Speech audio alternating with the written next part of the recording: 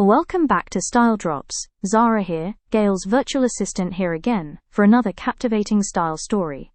This episode is all about where your wardrobe and walls meet. There is a moment, if you pay attention, when you realize that the person who dresses with effortless style almost always lives within a space of that same feeling. And the Italians gave that essence a beautiful name: sprezzatura. Fashion and interiors are not separate domains. They are two expressions of the same thing, and say so much about how you move through the world, how you present yourself, what you value, what you're trying to communicate without saying it directly, whether you trust your own judgment, or if you need external validation at every turn. There is a question that design critics and fashion critics have been arguing about for decades. Usually at conferences neither industry actually wants to attend. Which trends emerge first? Fashion or interiors? Did pink show up in your closet before it showed up on your walls? Did boucle fabric take over your wardrobe and then migrate to your chair? Or did it colonize your furniture first, and then convince you that you need a boucle jacket to complete the aesthetic? The short answer: it depends. Both industries claim credit, and everyone is lying about who started it. The long answer requires us to examine how trends actually move through culture, who benefits from you believing they invented the trend, and why you're currently sitting on a cream-colored sofa, wearing cream-colored clothing, wondering how you got there. Let's investigate, with skepticism and possibly some resentment toward both industries, for convincing us that greige is a color we need in our lives. Predominantly fashion leads and interiors follow, mainly because fashion moves fast and collections turn over every season. Spring, summer, fall, winter, resort, pre-fall, and approximately 17 micro-seasons have been invented to sell you more things. A fashion trend can go from runway to retail in 3 months. Interiors cannot do this. You cannot redecorate your living room every 3 months, unless you have unlimited money, no actual life, or you have some sort of condition that should probably be addressed. So when fashion decides dopamine dressing is the moment, and suddenly everyone is wearing saturated brights, the interior trend directors watch while waiting to see if the trend survives past one season. And if it does, 18 months later, you might be buying throw pillows in those same saturated colors. Basically, fashion tests, trends, and interiors adapt to the survivors. When Pantone announces Color of the Year, fashion designers start to build their collections around that direction, and within months as the color appears in runway shows, then fast fashion takes over, with beauty products now stepping in, and finally 6 to 12 months later, you will see the home textiles markets are also followed. Here are some past market patterns with the interplay of trends, watching as fashion leads, and interiors followed. In 2018, millennial pink showed up in fashion first within the spring collections with blush-toned everything. Then it migrated to Instagram aesthetics, and we watched as interiors adopted it. Suddenly every coffee shop, every boutique, every curated lifestyle space was drowning in dusty rose. Your coworker painted an accent wall, and your sister bought pink velvet dining chairs.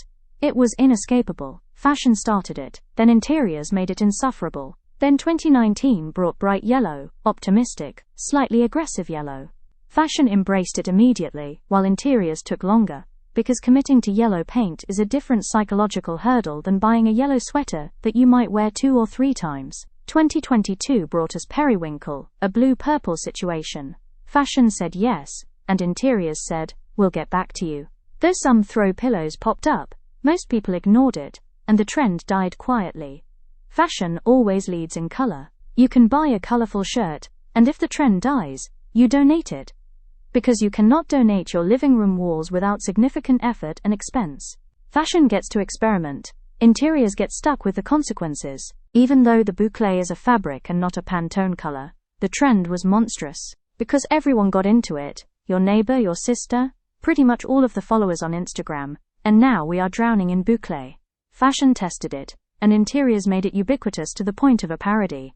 But sometimes the influence flows in the other direction, especially when people change how they want to live, and fashion adapts to match that lifestyle, such as the quiet luxury movement that started in 2020 and still persists in the present, when actually it started as an interiors trend, with neutral spaces with exceptional textured materials, and the status symbol was all about nothing loud or obvious.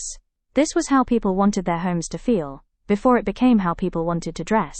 Then fashion adopted it, and suddenly everyone wanted fashion lines like the Loro Piana, Brunello Cucinelli, the fashion equivalent of a $6,000 beige sofa that looks like it cost $600 until you sit on it. Another huge movement, the grand millennial, or cottagecore vibe, where interiors trended first, where chintz made a comeback, florals, and traditional patterns, where blue and white porcelain, needlepoint pillows, and the aesthetic your grandmother had, and it felt like home. Then fashion followed with prairie dresses, cottage prints, and romantic florals. Not because fashion invented it, but because people were already buying floral wallpaper and needed outfits to match their quiet, neutral, maximalist, traditional living rooms. These aren't just trends, these are lifestyle shifts. People change how they want to live, then they dress for the life they're living. You don't buy the mid-century credenza to match your outfit. You buy the credenza, fall in love with the aesthetic, and 6 months later you're dressing more minimally, without consciously deciding to. The push for natural materials, sustainability, and eco-consciousness started in interiors, before fashion fully committed. People wanted natural fiber instead of synthetic ones, such as organic cotton linens, real wood furniture, and non-toxic paint. Sustainable materials in the space where they spend most of their time. Then they looked at their polyester-heavy wardrobes and experienced cognitive dissonance. Fashion followed with organic cotton, linen, everything, recycled materials, and approximately 800 brands claiming to be sustainable, while producing 17 collections per year. Sometimes neither industry leads. Sometimes a cultural moment is so significant that fashion and interiors shift simultaneously, both responding to the same collective experience. A perfect example is 2020 to 2023, that ushered in the neutral era. Nobody led this, we all just ended up there. All together, in beige loungewear with elastic waistbands, where it was all about having cozy as our safe word. Interiors were all about soft neutrals with no hard lines. Nothing high contrast. Everything was designed to feel like a weighted blanket for your eyes. This wasn't fashion influencing interiors or interiors influencing fashion. This was collective exhaustion manifesting in cream-colored sweatpants and various shades of oatmeal-colored furniture simultaneously. The trigger was a combination of a global health issue, economic uncertainty, political chaos, and climate anxiety. Pick your stressor. Everyone wanted something soft, cozy, and nurturing, and both industries delivered. In fact, today, we are still trying to climb out of the neutral era, bringing us now to today, 2025 and 2026, with the 90s making a comeback. With a denim surge, square-toe shoes, tiny sunglasses, and all the things we wore in the 1990s and swore we'd never wear again. For interiors, the return of colorful kitchens, and the return of personality after years of neutral minimalism. Both are happening simultaneously. Both are driven by millennials aging into disposable income and wanting the aesthetics of their youth before everything got complicated. The reality is, fashion claims they start trends because fashion moves faster and gets more press coverage and has entire industries, magazines, influencers, runway coverage, dedicated to announcing what's next. Interiors claim they influence culture because homes are where people actually live, and lifestyle determines a desired aesthetic, and people dress for the life they want to live. Both are partially right and completely self-serving, but the reality is messier than that. Color trends usually start in fashion because they're faster to execute, easier to test, and it has a lower commitment rate with a higher level of experimentation exposure. So when the everyday consumer changes their overall lifestyle aesthetic, starting with the interior, for the main reason that adapting their space is for a major investment. That is the absolute definition of a trend cycle tsunami. Then watch how those same people change their personal style, especially when a new chapter or life direction is occurring. While cultural moments affect both simultaneously, neither leads, both respond. And trends don't move in a straight line from one industry to the other. They bounce back and forth. Fashion tests a color, interiors adopts it, fashion moves on, interiors are stuck with it.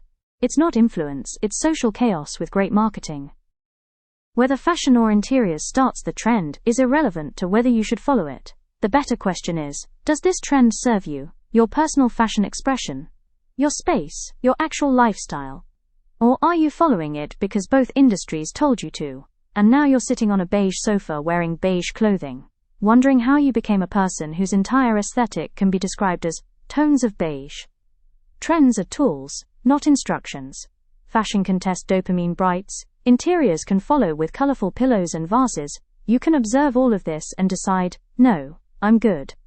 Or you can dive right in, intentionally. Because you understand what you're doing and why. But chasing trends because you think you're supposed to, whether in fashion or interiors or even both, just means you're letting two industries with very different motivations make your design decisions for you. Fashion wants you to buy new clothes every season. Interiors want you to redecorate every few years. Both benefit from you believing that the trend matters, and you're behind if you haven't adopted it yet. You are not behind, you are just not falling for the marketing. Create your style based on what you chose, not because both industries told you it was time. Because the only thing worse than being a trend follower in fashion or interiors is being a trend follower in both. Then you're just following someone else's vision and not cultivating your own style. Until next time, my stylistas, please help this channel grow by hyping and liking, but most of all subscribing. Ciao Bella.